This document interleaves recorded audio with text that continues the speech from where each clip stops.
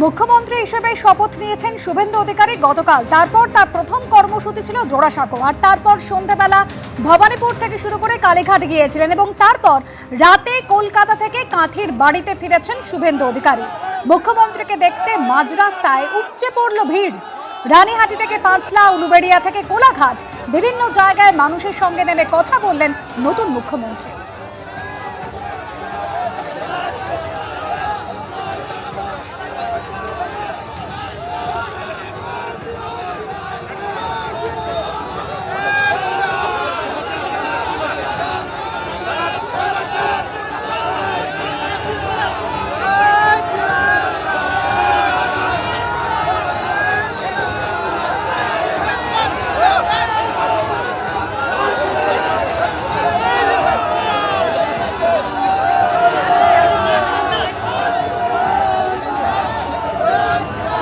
আক্রমণ, অনেক অত্যাচার, অনেক মিথ্যা মামলা, অনেক অবহেলা, অনেক বঞ্চনা, অনেক তিরস্কার, অনেক আঘাত, সবকিছুর পরে গণতন্ত্রের জয় হয়েছে এবং আপনারা দ্বিতীয় রাজনৈতিক স্বাধীনতা পেয়েছেন। নরেন্দ্র মোদীজির নেতৃত্বে বিকাশবাদ, রাষ্ট্রবাদ জয়যুক্ত হয়েছে।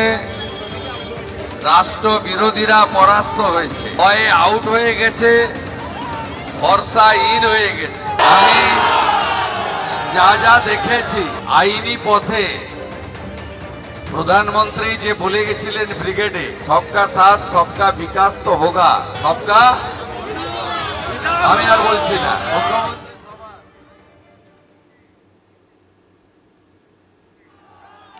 মুখ্যমন্ত্রী হিসেবে দায়িত্ব পাওয়ার পরে তিনি কিন্তু বুঝিয়ে দিয়েছেন এখন দায়িত্ব পূরণ করার পালা। রাতে ছিলেন কাঁথির বাড়িতে, সরাসরি আপনাদের সেখানে নিয়ে যাই। আমাদের প্রতিনিধি শিবাশিস মৌলিক এই মুহূর্তে সরাসরি রয়েছেন আমাদের সঙ্গে। শিবাশিস, নতুন মুখ্যমন্ত্রী, আজ তার সারাদিন কি কর্মসূচি, কোথায় কোথায় যেতে পারেন শুভেন্দু অধিকারী? সংসার শুরুতেই তোমায় বলে রাখি যে নতুন মুখ্যমন্ত্রী শান্তিকুঞ্জের বাড়িতে কালকে ফিরেছেন কলকাতা থেকে কাঁথি। এই মুহূর্তে যে ছবি আমি দেখছো শান্তিকুঞ্জের বাড়ির ছবি, এবং সেখানে বাইরে কিন্তু অনুগামীদের ভিড় চোখে পড়ার মতো। গতকালকে রাতে তিনি যখন কলকাতা থেকে কাঁথি আসছিলেন, যে ছবি একটু আগেই আমরা তুলে ধরলাম, দেখলাম আমরা রানীহাটি, পাঁচলা, উলুবেড়িয়া, কোলাঘাট বিভিন্ন জায়গায় অনুগামীরা তারা তাকে ঘিরে উচ্ছ্বাস, আবেগ এবং কোথাও তাকে মালা পরাতে লোকের ভিড়। হনুমান মন্দিরের রানীহাটিতে পুজো দিতে নামলেন শুভেন্দু অধিকারী, কোথাও আবার একেবারে মঞ্চ অবধি তাকে যেতে হলো রাত্রির 11টার পর। 12টার সময় মধ্যরাতে মহিলাদের ভিড় রাস্তায় মালা পরানোর জন্য। আজকেও বিভিন্ন এলাকা থেকে মানুষরা এসেছেন। আমি কথা বলবো, কোথা থেকে এসছেন? শালবনী জঙ্গলমহল। জঙ্গলমহল থেকে এসছেন মুখ্যমন্ত্রীকে শুভেচ্ছা জানাতে? অবশ্যই। কথা হয়েছে, দেখা হবে? হ্যাঁ, দেখা হবে। ডায়মন্ড হারবার থেকে এসেছেন, আমি যাচ্ছি একবার। আজ ডায়মন্ড হারবার থেকে আপনি এখানে এসেছেন শুধুই দেখা করার জন্য, না নতুন করেই? না, কোনো বিষয়বস্তু নয়, শুধুমাত্র দেখা করার জন্য এসেছি, শুভেচ্ছা বিনিময় করতে এসেছি। কারণ উনি অনেক পরিশ্রম করেছেন, এখন সেইভাবে আলোচনা করার মতো সময় নয়। কারণ নতুন মুখ্যমন্ত্রীর দায়িত্ব নিয়েছেন, প্রচুর চাপ, বাংলাকে ভারতবর্ষের শ্রেষ্ঠত্বের আসন দখল করার লক্ষ্যে উনি কাজ করবেন, এই আস্থা, অগাধ বিশ্বাস, ভরসা আমাদের আছে। তাই এখন কোনো আলোচনা নয়, শুধুমাত্র দেখা করা। কথা বলছিলাম প্রাক্তন বিধায়ক দীপক হালদারের সঙ্গে, এবং বাইরের ছবিটা একবার শ্যামল জানাকে দেখাতে বলবো। এই যে রাস্তা, যেখানে শান্তিকুঞ্জের যে বাড়ি, অর্থাৎ মুখ্যমন্ত্রীর বাড়ি যে গলিতে, সেই গলির মুখেও কিন্তু অসংখ্য অনুগামী তারা দাঁড়িয়ে রয়েছেন।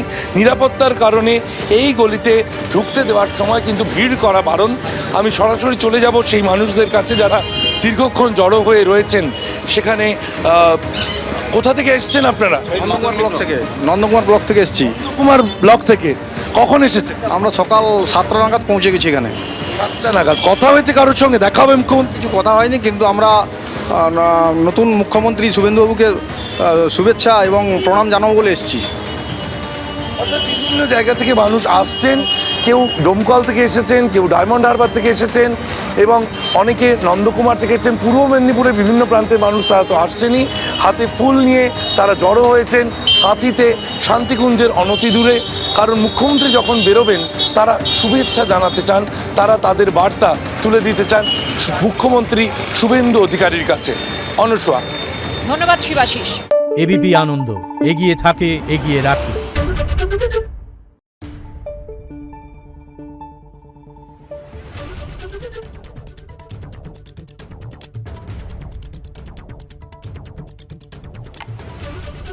you.